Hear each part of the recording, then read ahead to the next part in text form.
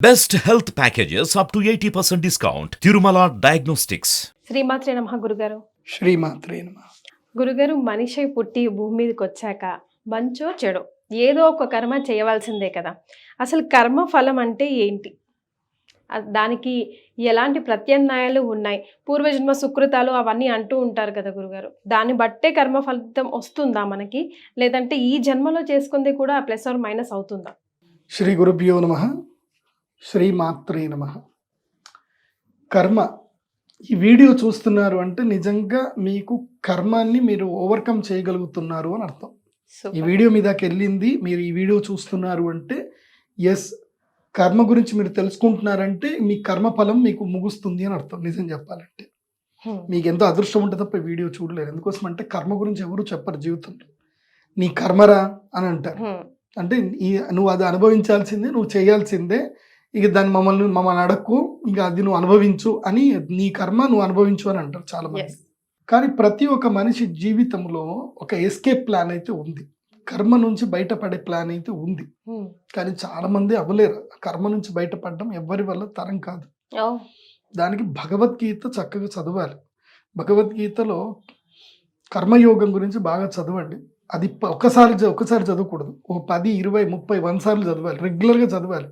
శ్లోకాలు చదవడం కాదు, వాటి యొక్క అర్థాన్ని చదువుతూ వెళ్ళండి. చదివిన ప్రతిసారి మీకు కొత్తది గోచరిస్తుంది. కానీ దాని భావసారం ఏంటో మీకు మొత్తం కలిపి ఒకటేసారి చెప్తాను, ఒకే తత్వంలో చెప్తాను. ప్రతి మనిషి 3 కర్మలు చేస్తాడు, మూడు విధాలుగా కర్మలు చేస్తాడు. కాయిక, వాచిక, మానసిక. అంటే శరీరముతో కర్మ చేస్తాడు, మనస్సుతోనూ కర్మ చేస్తాడు, అట్లాగే మాటతోనూ కర్మ చేస్తాడు. ఫస్ట్ కాయిక కర్మ. ఈ కాయిక కర్మ వల్ల ఏంటంటే మనం ఏ పని చేస్తున్నా, ఇప్పుడు మనం ట్రావెల్ చేస్తున్నా, మనము నిద్రపోతున్నా, లేకపోతే ఇంట్లో కూరగాయలు కోస్తున్నా, ఏ పని చేస్తున్నా సరే, ఈ శరీరంతో ఏ పని చేస్తున్నా అది ఒక కర్మ. అది ఒక కర్మకు సంబంధించిన ఒక ఫలితాన్ని క్రియేట్ చేస్తుంది. వన్ థింగ్ సింపుల్ చెప్పాలంటే, మీరు చక్కగా భోజనం చేస్తున్నారు, మీకు కడుపు నిండిపోయింది, మిగతా ఆహారాన్ని మొత్తం మీరు పాడేస్తున్నారు చెత్త కుప్పలో. ఇది కర్మ మీరు చేస్తుంది అనుకుందాం. దీనికి, ఈ కర్మకి బీజం ఎక్కడి నుంచి పడింది అని చూడాలి. ఫస్ట్ ఎవరో ఒక రైతు కష్టపడి పొలం నాటాడు, అక్కడి నుంచి స్టార్ట్ అవుతుంది, గింజ నుంచి స్టార్ట్ అవుతుంది. ఇది మీరు అన్నాన్ని పాడేస్తున్నారు అనే దానికి కర్మ ఎక్కడి నుంచి, ఎవరో చేసిన కర్మ ఉంటుంది అక్కడ. అతను చేశాడు, అది అక్కడి నుంచి అయ్యింది. అంటే ఆ కర్మ ఎన్ని నెలల నుంచి ట్రావెల్ చేస్తూ వచ్చింది, ఆ బియ్యం ఎక్కడి నుంచి ట్రావెల్ చేస్తూ వచ్చింది అనేది ఇంపార్టెంట్.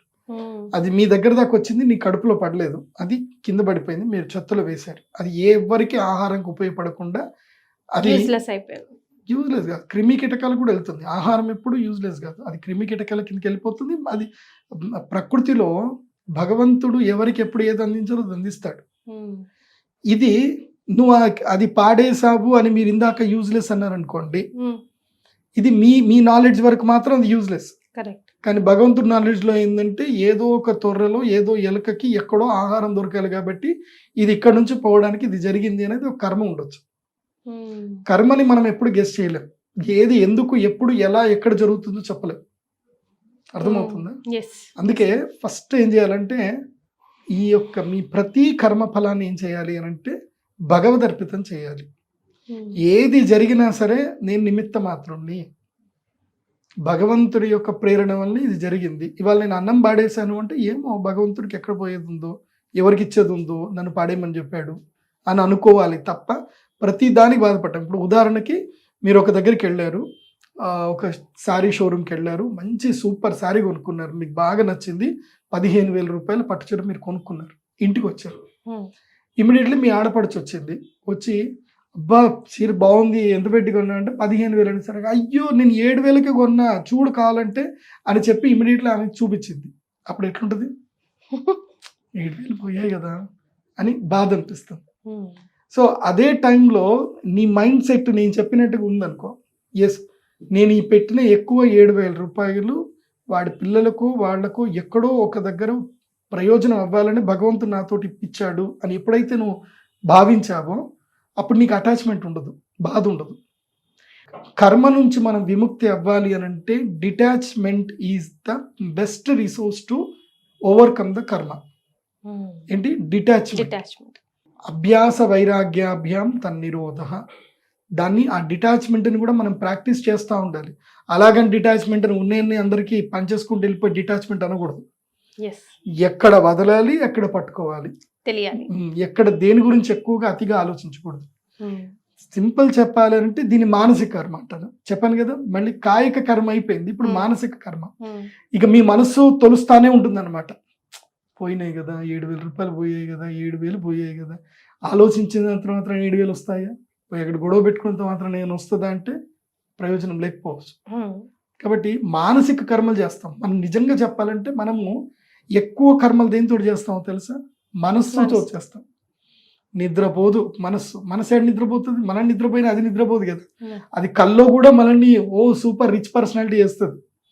మనకు ఏదైనా ఆహారం తినాలి, మన మనసు ఎంత గొప్పది తెలుసా? నేను సాటిస్ఫాక్షన్ చేస్తుంది నిద్రపోయినప్పుడు. సో నీకు ఏదైనా పని జరగట్లేదు అంటే ఆ పని జరుగుతున్నట్టు చేస్తుంది. అది కూడా చెప్తాను. ఇప్పుడు ఉదాహరణకి ఎవరైనా చనిపోయారు అనుకోండి, ఆ చనిపోయిన వాళ్ళని పదే పదే గుర్తు చేస్తే మీ మనసు ఏం చేస్తుందంటే వాళ్ళతో మెమోరీస్ని క్రియేట్ చేసి వాళ్ళతో నువ్వు గడుపుతున్నట్టు, వాళ్ళతో మాట్లాడుతున్నట్టు మీకు ఒక మెమొరీ క్రియేట్ చేసి మీకు ఒక డ్రీమ్ ఇస్తుంది మనసు. ఇది కూడా ఒక కర్మనే. మనస్సు కూడా కర్మలు చేస్తుంది. మనస్సుతో చేసిన కర్మలు సంకల్పాలుగా వికల్పాలుగా ప్రకృతిలో ఉంటాయి. అవి మళ్ళీ ఎప్పటికైనా మళ్ళీ తిరిగి వస్తాయి మీ దగ్గరికి. మీ మనస్సుతో ఎవరి కీడు గురించి ఆలోచించారనుకోండి, అది జరగదని ఎప్పుడు అనుకోకండి, గ్యారంటీగా జరుగుతుంది. మనస్సుతో ఏదైనా మేలు ఆలోచించారనుకోండి, అది గ్యారంటీగా జరుగుతుంది. కీడు అంటే వికల్పము, మేలు అంటే సంకల్పం. మీరు సంకల్పము చేయొచ్చు, వికల్పం చేయొచ్చు. ఏది చేసినా ఈ యొక్క క్లౌడ్లో స్టోర్ అయిపోతుంది, గుర్తుపెట్టుకోండి. ప్రతిదీ కూడా స్టోర్ అవుతుంది అని చెప్పి కృష్ణుడు చెప్పాడు. ఇది మనస్సుతో కూడా ఒక తపస్సు చేయాలి మనం. సో మనస్సుతో కూడా మనం ఎప్పుడు కూడా ఏమి ఉండాలంటే గివ్ అప్, ఫర్గివ్, ఫర్గెట్ అనే తత్వంలో మనసుతో ఉండాలి. ఫర్గివ్, ఫర్గెట్ అంటే క్షమించు, మర్చిపో. ఈ రెండు తత్వంలో ఉండగలిగితేనే నువ్వు మానసిక కర్మలు చేయకుండా ఉంటావు. ఇక వాచిక కర్మలు అంటారా, ఎవరినో ఒకళ్ళని తిట్టడము, ఎవరినో ఒకళ్ళని చేయడము ఏం చేయకండి. జస్ట్ బీ కామ్, ప్రశాంతంగా ఉండండి. ఎవరినైనా మేలు చెప్పండి ఎవరికైనా, కానీ ఎవరి కీడైతే ఎంచకండి. మాటలతోటి ఎవరిని తిట్టకండి. ఇది కర్మలు. ఈ కర్మలు కనుక కరెక్ట్గా మనం ప్రాక్టీస్ చేయగలిగితే మెల్లిగా మనం కర్మ నుంచి దూరం అవుతా ఉంటాం. చాలామంది ఏమంటారు అంటే మనిషి చనిపోయాడు అంటే వాడి కర్మ అయిపోయింది, వాడు చనిపోయాడు అనుకుంటారు. Yes, right. ఇహ జన్మలో ఈ శరీరంతో ఏవైతే కర్మలు ఉంటాయి అవి అనుభవం అయిపోగానే, కర్మ అయిపోగానే శరీరం వదిలేసి వెళ్ళిపోవాల్సిందే. అది గ్యారంటీగా జరుగుతుంది. కానీ మోక్షం వైపు వెళ్ళాలి అని అంటే మాత్రం ఇలా జరగదు. అకాల మరణాలు జరగవు. ఇలా మనం కర్మ ప్రాక్టీస్ చేస్తే అకాల మరణాలు రావు. ఈ శరీరాన్ని పూర్తిగా అనుభవిస్తాము, ఈ జీవితాన్ని పూర్తిగా అనుభవిస్తాము, మోక్షము లభిస్తుంది. ఈ ప్రాక్టీస్ అనేది చేయాలి. ఈ ప్రాక్టీస్ చెయ్యాలి అని అంటే మనము ఎక్కడ ఉన్నా ఈ ప్రాక్టీస్ జరగదు. ఎందుకోసం అంటే డబ్బు సంపాదించాలి, అందరితో మాట్లాడాలి, కోపం వస్తుంది, ఈర్ష్య వస్తుంది, ద్వేషం వస్తుంది. మనం ఈ సంఘ జీవనంలో ఉన్నన్ని రోజులు ఇది ఏదో ఒక కర్మ మనం చేస్తూనే ఉంటాం. అలా నిజంగా కర్మ నుంచి బయటపడాలి అని అంటే దానికి ఒక బెస్ట్ సొల్యూషన్ నేనే ఇస్తున్నా చాలా మందికి. దాన్ని ఏంటంటే ఆనంద నిలయం అని ఒక కాన్సెప్ట్ తీసుకొచ్చుకున్నాను. నేనే తీసుకొస్తున్నా ఒక కాన్సెప్ట్, ఆనంద నిలయం. ఆ కాన్సెప్ట్ ఏంటంటే కనుక ఇప్పుడు నెల్లూరు దగ్గర ఒక 100 ఎకరాలు చూశాను నేను. ఆ 100 ఎకరాల స్థలంలో ఏంటంటే మనిషికి 1 ఎకరం తీసుకోవాలి, ఆ ఎకరంలో ఒక చిన్న ఇల్లు కట్టుకోవాలి, ఆ తర్వాత అందులోపల మొత్తం కూరగాయలు పండించుకోవాలి. కూరగాయలు ఉంటాయి, తర్వాత మనకి ఇయర్లీ ఒక 5 లక్షలు ఇన్కమ్ ఇచ్చేటువంటి ప్లాన్స్ ఉంటాయి. సంవత్సరానికి 5 లక్షలు వచ్చేస్తాయి, డబ్బులు వస్తాయి. అంటే నిత్యావసర వస్తువులు ఏవి కావాలో మనకు దొరుకుతాయి. మనకి ఎంత అవసరమో, మన జీవితానికి ఎంత అవసరం అంతే వస్తువులు మనకు దొరుకుతాయి. తక్కువ బట్టలు, తక్కువ పని, రోజు యోగా చేసుకోవడము, చక్కగా ఫ్రెష్ వెజిటేబుల్ తినడము, ప్రాణాయామం చేసుకుండడము, ఎవరితో మాట్లాడకుండా భగవద్గీత అట్లాగే శ్రీమద్ భాగవతం ఇలాంటివన్నీ కూడా చదువుతూ జీవితాన్ని గడిపాడు. ఇంక ఇక్కడ ఎవరితో సంబంధం లేదు. ఇక్కడ ప్రకృతితో మనకు సంబంధం ఉంటుంది. కర్మ ఎవరితోటి ఉంటుందంటే ప్రకృతితో ఉంటుంది. ఈ కల్చర్ ఎక్కడుంది అని అంటే జపాన్లో ఇప్పటికీ కల్చర్ ఉంది. దీన్ని ఇకిగాయ్ కల్చర్ అని అంటారు. ఇది జపాన్లో ఇప్పటికీ మీరు ఇకిగాయ్ అని కొడితే గనక ఒక పుస్తకం కూడా దొరుకుతుంది, కొనుక్కుంటుంది. ఇకిగాయ్ అని జపాన్లో ముసలి వాళ్ళందరూ ఏం చేస్తున్నారు, ఇప్పుడు ఎక్కువ మంది ముసలి వాళ్ళు ఉన్న జపాన్లోనే డెత్ రేట్ చాలా తక్కువ ఉంది కూడా జపాన్లోనే. ఎందుకు డెత్ రేట్ తక్కువ ఉందంటే దే ఆర్ వెరీ హ్యాపీ. వాళ్ళు అసలు ఏ కర్మ చేయరు. వాళ్ళు చేయాల్సింది ఏంటంటే రోజు ఉదయాన్నే లేస్తారు, అగ్రికల్చర్ చేసుకుంటారు, ప్రాణాయామం చేస్తారు, యోగా చేసుకుంటారు, ఇక నీట్నెస్ పాటిస్తారు, ఎవ్వరికి ఎక్కడ హట్ అవ్వకుండా చూసుకుంటారు, వాకింగ్ అవి చేసుకుంటారు, మళ్ళీ తింటారు, మళ్ళీ పడుకుంటారు. అందరితో ఏది మాట్లాడినా సంతోషకరమైన విషయాలే మాట్లాడుకుంటారు.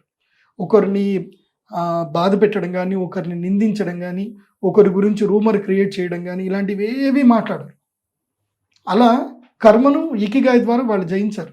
వాళ్ళకి చెప్పింది ఎవరో కాదు, మన ఇండియన్సే. మన ఇండియన్స్ చెప్పినవి వాళ్ళు ఫాలో అవుతున్నారు. మన ఋషులు అక్కడికి వెళ్ళి చెప్పినటువంటి వాళ్ళే. కాబట్టి నేను చెప్పేది ఏంటంటే పీస్ఫుల్గా ఉండండి. ఎక్కడైనా సరే మీకు నిజంగా కర్మను ఓవర్కమ్ చేయాలనుకుంటున్నారు, ఈ తలనొప్పి నాకు ఏది వద్దు అని మీరు అనుకుంటున్నారు అనుకోండి, అంటే ఇది ఎవరికి చెప్తున్నారు అంటే మీ పిల్లలు ఒక మంచి స్థాయికి వచ్చేసి ఇంకా వాళ్ళ పనులు వాళ్ళు చేసుకుంటున్నారు, మీతో ఈ ప్రపంచానికి పని లేదు అనుకునే మీరు, అంటే 55 ఏళ్ళు దాటాయి, సో మీతోటి మీ పిల్లలకి మీరు లేకున్నా మీ పిల్లలు మీరు అన్నీ కూడా అయిపోతున్నారు, బాగానే ఉంటున్నారు అని అంటే ఈ పని చేయండి. కానీ నేను ఇంకొక విషయం చెప్తాను. నేను ఉడిపి దగ్గర కర్ణాటకలో ఒక ఇల్లు చూశాను. వాళ్ళకి ఏంటంటే 10 ఎకరాల తోట వాళ్ళ పూర్వీకుల నుంచి ఉంది. వాళ్ళు అసలు అమ్ముకోలేదు. పూర్వీకులు వాళ్ళు ఎవరో 10 ఎకరాల తోట కొన్నారు. సో అది మొత్తం కూడా సుపారీ తోట ఉంటుంది. ఆ తోట లోపల వాళ్ళకు ఒక చిన్న ఇల్లు ఉంటుంది, ఒక 500 గజాల్లో మంచి ఇల్లు ఉంటుంది.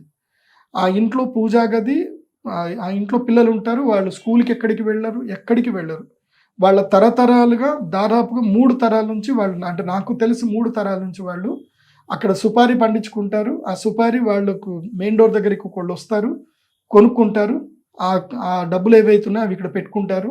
ఒక వ్యక్తి వాళ్ళ చుట్టాల అబ్బాయి ఉంటాడు, వీళ్ళకి ఏమేమి కావాలో సరుకులు మొత్తం వీళ్ళు రాసిస్తారు, బయట నుంచి ఆ సరుకులు తీసుకొచ్చి ఇంట్లో ఇస్తారు. అంతే, వీళ్ళు ఎక్కడికి బయటకు వెళ్ళరు, వీళ్ళు ఇంట్లోనే ఉంటారు. మనకి ఎక్కడ గురుగారు ప్రాక్టికల్ లైఫ్ లో అలా నేను చెప్తున్నది వినండి. వాళ్ళ ఇంట్లో ఉండి వేదాభ్యాసం చేస్తారు, పురాణం చదువుకుంటారు, యోగా చేస్తారు, అలాగే ఆరోగ్యంగా ఉంటారు. ఆ ఇంట్లో ముసలావిడ ఉంది, 95 ఏళ్ళు ముసలావిడ. ఆవిడ ఇప్పటికీ యాక్టివ్గా మీతో పాటు కలిసి నడుస్తుంది. ఆమె 95 ఏళ్ళు ఉంటాయి ఆవిడకి. సో ఇది ఆరోగ్యంగా బతకడము, కర్మ లేకుండా బతకడం. అంటే కర్మ విపాకం లేదు వాళ్ళకి. వాళ్ళు నిత్యము భగవదారాధన, యోగా, ప్రాణాయామము, భగవద్గీత, రామాయణం ఇవి చదువుకోవడం, ఇంతే. ఇంకా వేరే ప్రపంచంతో సంబంధమే లేదు. వాళ్ళకి సంగీతం వస్తుంది, ఆ పిల్లవాడికి, వాళ్ళ ఇంట్లో పిల్లలకి సంగీతం వస్తుంది. భాగవతంలో దాదాపుగా 18,000 శ్లోకాలు ఉంటాయి. అందులో ఆ పిల్లవాడికి ఏ చాప్టర్లో, ఏ శ్లోకంలో, ఏ పదం అడిగినా టక్కటక్క సమాధానం చెప్తాడు ఆ పిల్లాడు. సో జ్ఞానముతో వైరాగ్యముతో బతకడమే కర్మ నుంచి విముక్తి అవ్వడం. నేను ఇంట్లోనే కూర్చుంటా, రోజు టీవీలు చూస్తాను, అందరితో ముచ్చట పెడతాను, ఇవే పని చేస్తాను అని అంటే కర్మ నుంచి ఎవరు విముక్తి అవ్వలేరు. కర్మ ఏం చేస్తుందంటే మళ్ళీ ఆశయాన్ని తయారు చేస్తుంది, అంటే కర్మ విపాకాన్ని తయారు చేస్తుంది, అంటే ఆగామి కర్మలు తయారు చేస్తుంది. ప్రారంధ కర్మను మనం అనుభవిస్తున్నామంటే ఆగామి కర్మలు కూడా తయారవుతాయి. మళ్ళీ ఆగామి కర్మను అనుభవించడానికి మళ్ళీ శరీరం ఎత్తాల్సిందే. సో ఈ చక్రంలో ఉంటాం. ఈ చక్రంలో నుంచి బయటకు రావాలి అని అంటే నేను చెప్పింది ఫాలో అవ్వండి, అంతే. రైట్ గురుగారు, థ్యాంక్ యూ సో మచ్.